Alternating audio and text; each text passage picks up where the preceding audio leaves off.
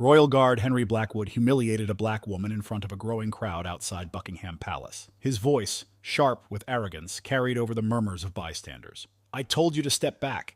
This is no place for someone like you," he sneered, his eyes narrowing at Naomi Ellis. The disdain in his tone was unmistakable, and Naomi, poised and confident, stood her ground, despite the humiliation. "I'm not here to argue with you," Naomi said calmly, her voice steady, but carrying an undercurrent of steel.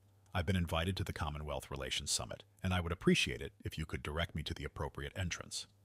Henry crossed his arms, and the buttons of his jacket sparkled in the morning sun. "Invited?" he repeated mockingly. "Do you really expect me to believe that? I know the guest list, and you're not on it." Naomi's expression didn't falter. "Maybe you should check that instead of assuming," she said. The guard's face hardened and his pride was pricked by her composure. "I don't need to check on anything," he snapped. "I know when someone don't belong. Now get out before I have you thrown out." The small crowd watching the interaction began to murmur louder, sensing the tension. A few people pulled out their phones, recording the unfolding scene. Naomi glanced briefly at the onlookers but remained focused on Henry. "Your behavior is unacceptable," she said firmly. "And trust me, you'll regret this." Henry let out a scoff, dismissing her warning as empty words. "Move along," he barked, "or I'll call security to deal with you." Naomi's jaw tightened, but she refused to let him see how deeply his words stung. Without another word, she turned and walked away, her posture radiating dignity even in the face of blatant disrespect. The crowd parted for her, whispers and disapproving glances directed at the guard. Henry smoothed out his uniform and went back into rigid stance, a smug smile on his face, satisfied that the matter was closed. What he didn't realize was that one of the bystanders had just uploaded a video onto his phone. In minutes, the clip began to spread like wildfire online, accompanied by the caption, "Racist Royal Guard disrespects prominent speaker outside Buckingham Palace." Unbeknownst to Henry, Naomi Ellis was no ordinary visitor. As she walked away from the gates, she made a quick phone call, her voice calm but firm. "It's Naomi Ellis. There's been an incident at the palace gates. I'll need a meeting arranged immediately." Meanwhile, back in the palace, Henry was absolutely oblivious to the tempest that had risen against him. The whole world was to know not only who Naomi Ellis was, but also that bombshell of news that would eventually turn Henry's life upside down. By the time Henry Blackwood's shift ended, the world around him was already changing in ways he couldn't yet comprehend. As he removed his ceremonial uniform and prepared to leave, murmurs among his fellow guards reached his ears. Words like video, disrespect, and trending floated through the locker room. Henry brushed them off, chalking it up to idle gossip. Unbeknownst to him, a video recording of his public humiliation of Naomi Ellis was rapidly going viral and sparked outrage across social media. By the evening, Henry's phone began buzzing incessantly. Texts from friends, terse messages from colleagues, and one ominous email from his superior officer all demanded explanations. Confused and annoyed, Henry ignored them and turned on the television. The national news was running a breaking story. His stomach dropped as he saw himself on the screen. The footage was incriminating. Every word he had uttered to Naomi, each sneer, each condescending gesture, it was all there. The news anchor's voice was grim as she laid out the context. The woman he had insulted and dismissed wasn't just anyone, but Naomi Ellis was a highly regarded diplomat and a key speaker at the very summit Henry was tasked with guarding. The caption below the video had read, "Royal Guard's racist outburst against diplomat sparks outrage." Henry's blood ran cold as realization dawned on him. He had committed a mistake and was reaping consequences he could barely handle. He reached for his phone to find numerous missed calls, emails, and social media notifications. His name and face were plastered across each and every platform with hashtags such as #FireHenryBlackwood and #Justice for Naomi Ellis. Just as he was trying to process the onslaught, his phone rang again. It was his superior this time, Commander Lewis. Henry hesitated before answering the call, knowing it would not be pleasant. "Blackwood," Lewis growled, his voice icy with anger. "What the hell have you done?" Henry stumbled over his words. I don't understand. What's going on?" "You humiliated a diplomat, Henry. A diplomat. The Foreign Office is breathing down our necks, and the palace is demanding answers. Do you have any idea the kind of storm you've brought down on all of us?" Henry clenched his jaw. "It's been blown out of proportion. I didn't know who she was." "That's the point," Lewis cut in, his voice rising. "You didn't bother to find out. You assumed, Henry. And now the entire country thinks we've got a racist in the Royal Guard." Henry protested, but Lewis talked over him. "You're suspended effective immediately. A formal inquiry will begin tomorrow. I suggest you spend tonight thinking very carefully about your next steps." The line went dead, leaving Henry in stunned silence. His hands shook as he set the phone down. For the first time, the weight of what was happening to him from his actions actually reached him. He'd eliminated Naomi Ellis for nothing but his biases, and the whole world was watching him now with the price. Elsewhere, Naomi Ellis sat in a well-appointed office, her phone buzzing with messages of support from colleagues, friends, and even strangers. She had said nothing publicly yet, allowing the video to speak for itself. But now, as her assistant handed her a statement draft, she prepared to take control of the narrative. "Let them know," she said calmly, her voice tinged with resolve. "This isn't just about me. It's about the systemic disrespect and assumptions people like Henry Blackwood represent. If they want to talk about accountability, I'm ready." Back in his apartment, Henry's television blared another news update. This time, it was a direct response from Naomi Ellis herself. Her measured words cut through him like a knife. "Today's incident wasn't just an affront to me as a professional," she said, her eyes piercing the camera. "It was an affront to every person who has ever been judged not for their abilities, but for their appearance. The institutions we trust must do better, and I will not rest until they do." Henry's face burned as the report ended, and he realized the fight had only just begun.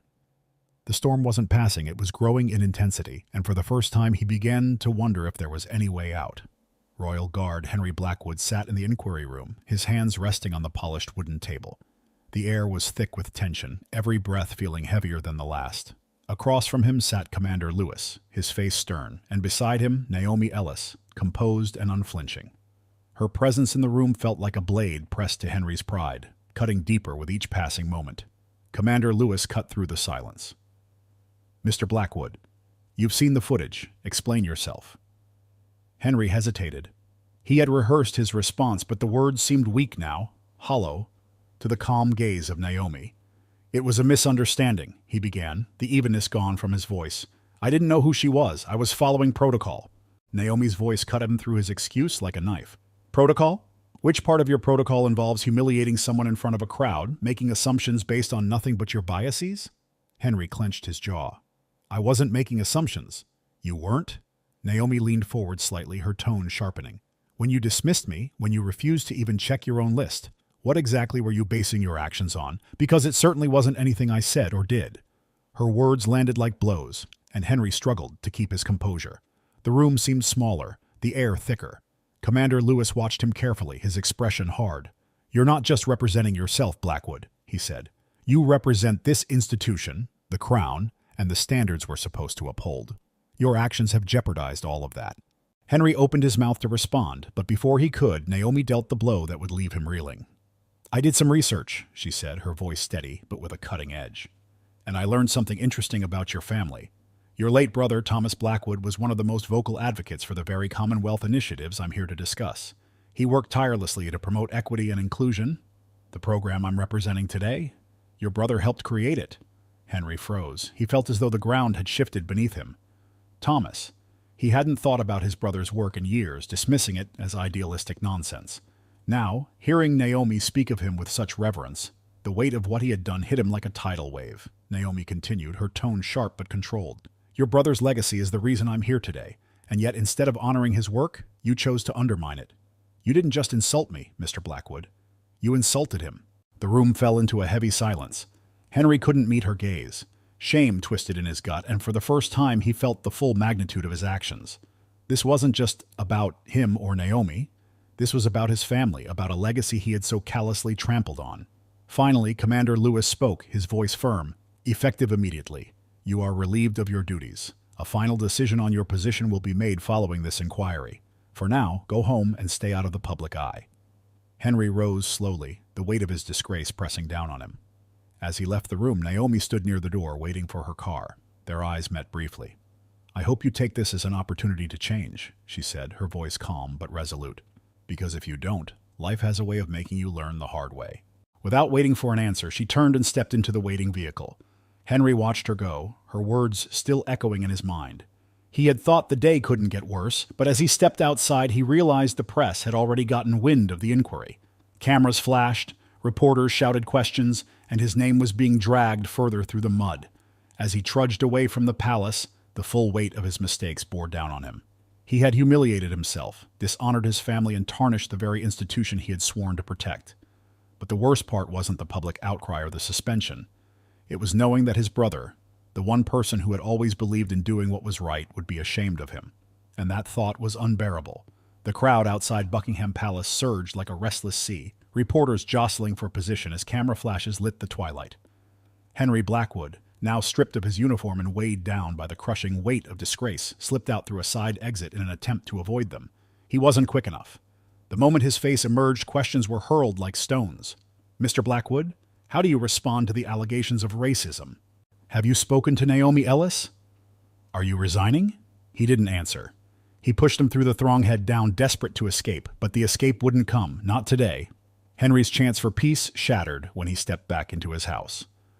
The knock on the front door did not give him the A&E time to strip off his coat.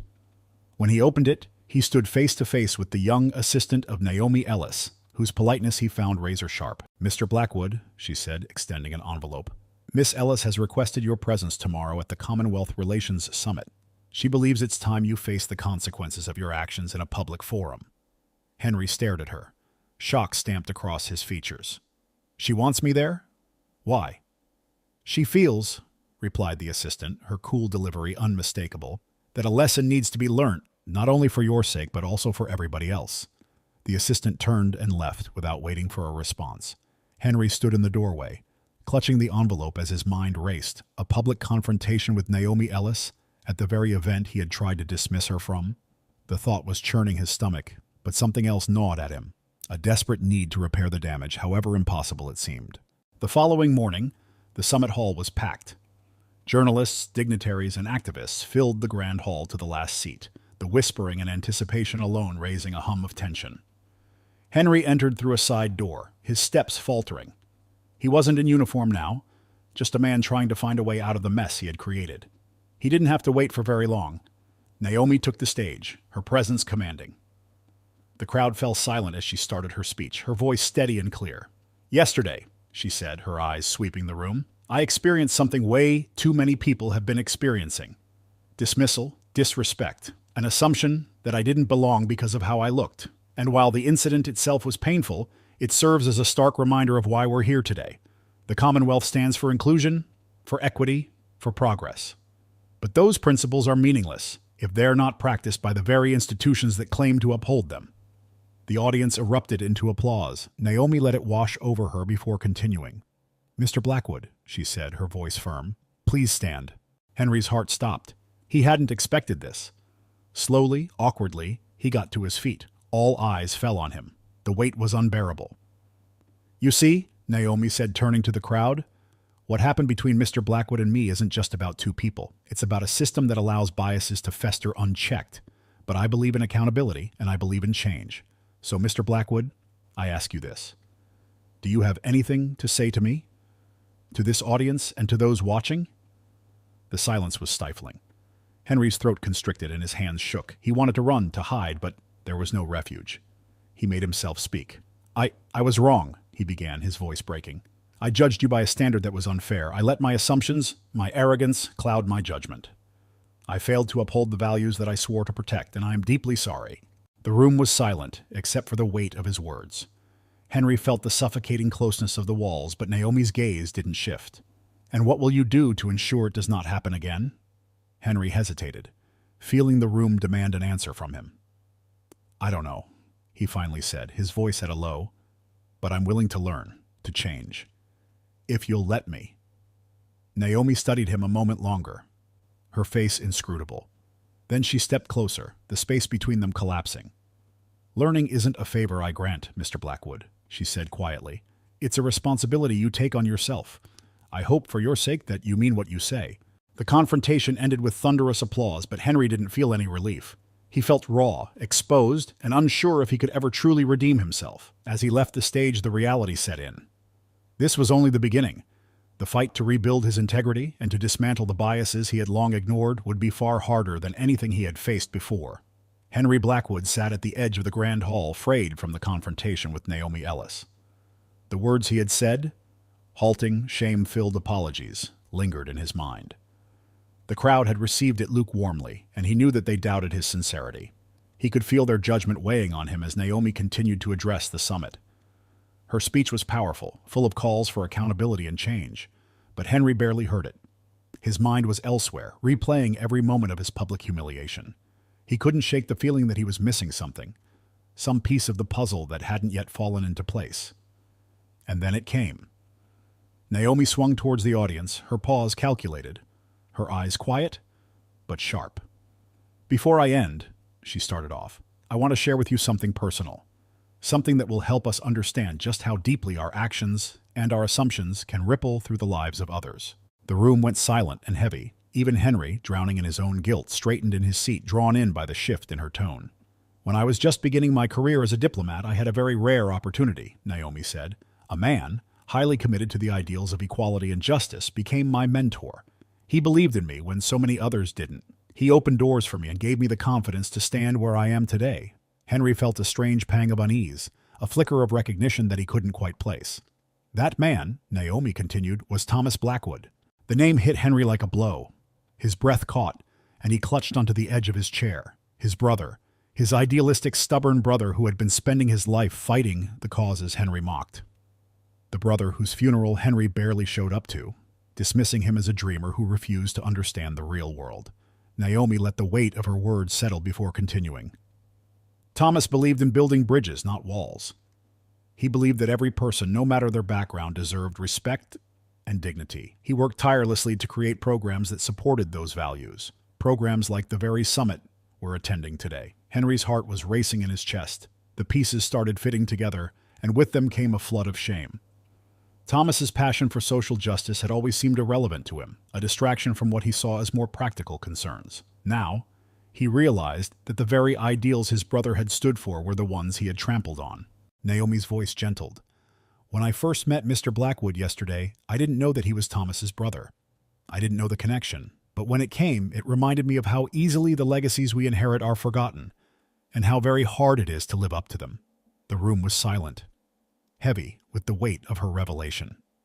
Henry sat frozen, not able to move or even breathe. Naomi turned to him. Her gaze was a steady, yet not unkind. "Mr. Blackwood," she said to him, addressing him directly, "your brother believed in change even when it seemed impossible. The question now is, do you—" For a moment the world stood still. Henry rose shakily to his feet, the eyes of the whole room upon him. His voice shook as he spoke. I didn't know. About you.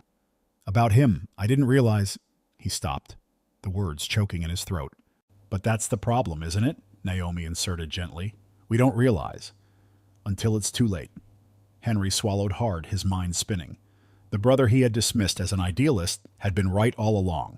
The values Henry had ignored were the ones that mattered most. His actions weren't just a betrayal of his duty, they were a betrayal of his own family. "I'll do better," Henry said finally, his voice cracking. "For him, for you, for everyone I've wronged." Naomi studied him for a long moment before nodding. "Then let this be the beginning, not the end." The audience erupted into applause, but Henry barely heard it. The truth was out, and now the real work would begin. He didn't know if he could ever truly atone for his actions, but he knew one thing. He wouldn't let his brother's legacy, and the lesson Naomi had taught him, fade into obscurity. The days following the summit were some of the longest in Henry Blackwood's life. Suspended from his position, he returned to the quiet solitude of his small flat, far removed from the grandeur of Buckingham Palace. His name remained a fixture in the media, dissected and debated, but the noise outside paled in comparison to the storm within him. He had spent so many years dismissing his brother Thomas's ideals, shrugging off his relentless advocacy as naive and impractical. Now, every memory of Thomas burned with clarity. The conversations Henry had ignored, the causes he had mocked, the funeral he had left early. Henry had built walls around himself, convinced that his duty was simply to stand guard, to protect tradition. But those walls had left him blind. Several weeks after the summit, Henry found himself standing in front of a modest community center in the outer part of London. The building hummed with quiet activity, children running inside for after-school programs, volunteers carrying boxes of supplies. A large sign above the entrance read, "The Blackwood Initiative, Empowering Marginalized Voices." Henry was hesitant, clutching the weathered envelope in his hand. Inside was a letter written by Thomas years before his death, which Henry had discovered only recently among his brother's belongings. It wasn't addressed to him directly, but to anyone willing to carry the torch forward. The words were seared into Henry's mind. "True strength doesn't come from standing still. but from building bridges and breaking barriers. Stand for something greater than yourself. Taking a deep breath, Henry pushed open the door. Inside, Naomi Ellis stood at the head of a small classroom, speaking to a group of young adults about leadership and advocacy. When she spotted Henry in the doorway, her expression flickered with surprise but quickly settled into quiet curiosity. "Excuse me," Henry said awkwardly, addressing both her and the group. "May I speak with you for a moment?" Naomi nodded, stepping into the hallway with him.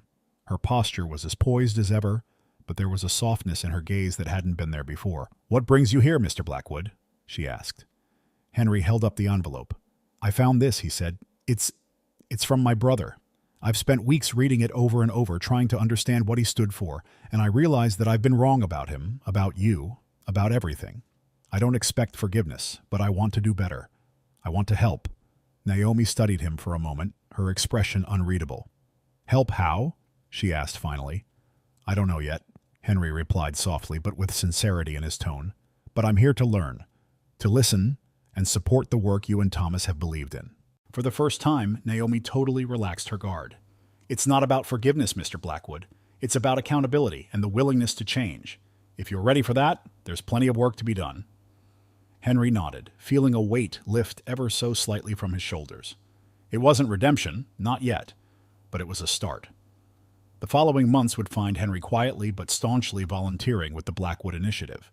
He avoided any spotlight, preferring to dedicate himself to the work at hand, organizing events, mentorship of youth, learning about the struggles he previously cast aside. And bit by bit, this man standing so rigid at the gates in front of Buckingham Palace opened his eyes to the world around him, not as a something he must guard against, but something that needed nurturing and protection. Naomi also began to perceive him differently. She did not let him forget how much he hurt her and her son, but the effort he was making to atone for those wrongs counted. Together, they were sharing stories of Thomas. They found common ground over their grief and determination regarding his legacy.